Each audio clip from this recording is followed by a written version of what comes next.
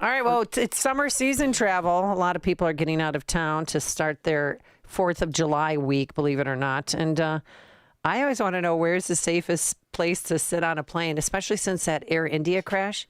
There was one survivor. He was in seat 11A. Yeah. And they say the way that the plane hit the building, it projected him out.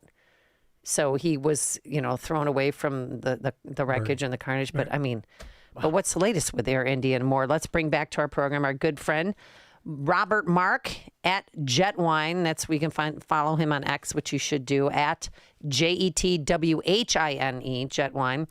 Business jet pilot, publisher of JetWhine.com. Good morning, Mr. Mark. How are you? Good morning, Mr. Mark. Wow, I feel really... we have to start the conversation by asking you, have you ever been in a street fight?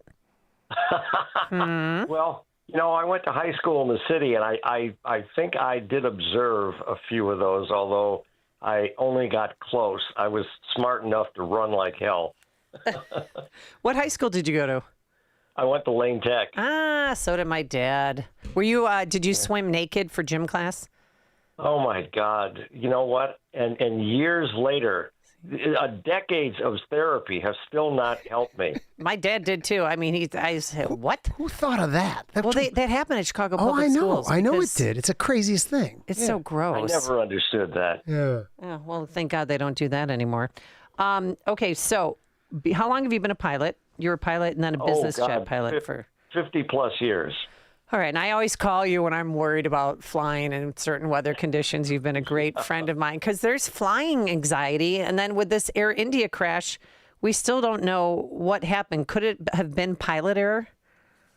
Well, of course it could have been. It could have been a lot of things. And what people need to know is that there really hasn't been any update on the Air India accident because all of the investigation is happening in India. Often the black boxes that they record all the data from are shared with the NTSB here in the States. But this time the Indian government decided they're going to do it themselves. And so while there's a U.S. Transportation Safety Board participant in the accident investigation, they are, at the mercy of whatever the Indian government wants to do. And so far, they haven't given us any updates about anything so far. Well, wasn't it a Boeing Dreamliner? Is this the first fatal accident that they've had? It is. It's the first fatal that there's ever been with a 787. It's had a really great safety record. I mean, there have been a few mechanical issues, but then there are mechanical issues with practically any airplane that's out there, depending upon how it's maintained. It's like your car. When your car is new, you don't expect much to go on. But after a year, 2, 5, if you haven't really taken care of it, if you haven't had the oil changed or changed the tires or had the brakes adjust, whatever, it's not going to be as reliable as it was. Now, we don't know that that's the issue, but, people are speculating. And what's interesting is that a friend of mine told me last night that there have been AI accident reports circulated on the internet that are totally fake. They look like they came from the National Transportation Safety Board, but they didn't because they're completely made up. So Robert, when did Boeing have the big problem? I'm looking at their stock chart. I assume it was in 2022 when the two in Africa. Of course, it's so you to look at their stock chart because that's where you can tell where the story is.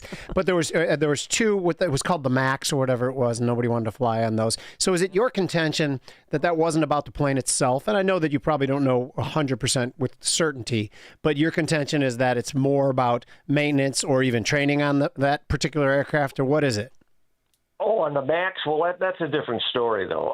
The Max was designed to compete with a similar-sized aircraft from Airbus, and what Boeing did is put together a system, a new electronic system that would help control the airplane that they didn't tell anybody about.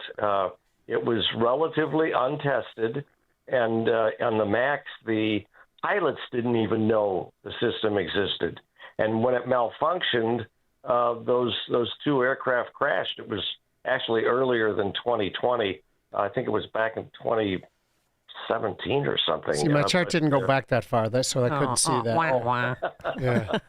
But again, that was a mechanical that was caused by Boeing engineering, and that's where Boeing really started to take a nosedive. Was when people realized that the system they put in the airplane didn't work as it should have, and then on top of it, that was the first situation I'd ever heard of where Boeing had added a system to an airplane that they didn't tell the pilots about. It's crazy. So why would they do that? That infuriates me. Yeah. So then what did they have to do? Go back and retrain all the pilots or retrofit the plane? What did they do? Well, and in fact, that was the point of the system, was that they didn't want to have to do any retraining of pilots because the system was so simple that it couldn't fail. Well, guess what? It did. And so that's where this nosedive for Boeing really started to take off. And, of course, then there was that door plug that blew out of the Alaska Airlines airplane a couple of Januaries ago. And, so lucky nobody was sitting in that seat. Nobody was hurt. Oh. By the way, just wanted to add something. First of all, it was the end of 2019 into 2020, and Boeing's share price went from $350 down to $100. By the way, I don't think of in terms of these tragedies as boiling it down to dollars and cents. I just look at the charts to interpret news stories and pinpoint news stories. It doesn't. I hope that people don't think, well, he's ghoulish. What is there opportunity to make money on plane crashes? That's not what I was saying at all. That's just an interjection there. So let's go back to Air India. So what could have happened? If it was pilot error, what did they do? If it was mechanical, what might have happened? Well, we only know what we saw in those very short videos that were circulated. And the aircraft took off, and usually the first thing that happens when you are making a standard takeoff is that the person, the co-pilot, will say positive rate, means the airplane's climbing and the pilot's flying will say gear up. And I'll pull the landing gear up because it's a huge source of drag, and that's at a time that you don't want drag, so you want to get rid of it. Mm-hmm. And by 400 or 500 feet in the air, this Air India aircraft still had the gear down. Now that's very strange. Now we don't know why. We don't know what was going on in the cockpit. There could have been a mechanical failure, and then at 400 feet. Then the airplane started to sink, and it just stopped flying because it only had about 300 or 400 feet to hit the ground.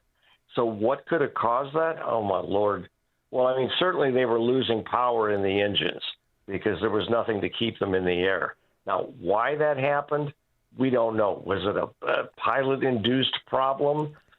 I guess it could have been, for weeks now. I mean, many of us have been sitting there racking our brains as amateur accident detectives trying to figure out what they could have done that could have caused that.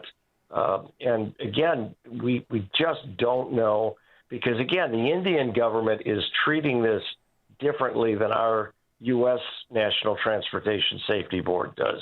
Our board gives updates every so often during an investigation, especially one that would be as dramatic as this.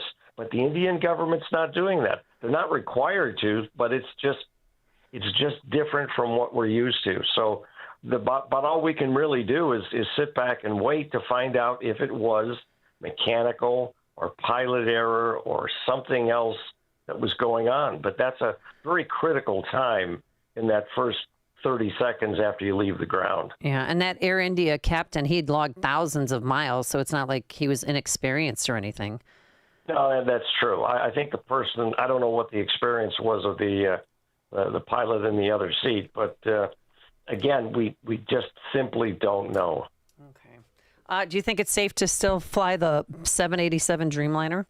Oh, yeah, sure. I mean, the airplane's been flying for many years now, and this is the first fatal accident that there has been.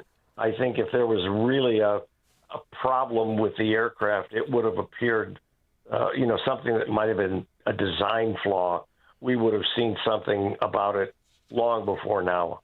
Okay. All right, Robert Mark, you can follow him on X at JetWhine, JetWhine. Are you following him? I will. Jimmy, you're getting another follower as we speak. Yeah, let's do it. He's business jet pilot and publisher of JetWhine.com. Thank you so much. Have a great day. And he joined us on our turnkey.pro answer line. There's only one radio show in Chicago talking about today's biggest stories and telling you what they really mean. That show is this one, Chicago's Morning Answer on AM 560, The Answer. Hi, I'm Ken Mariotti, owner of Woodland Windows and Doors.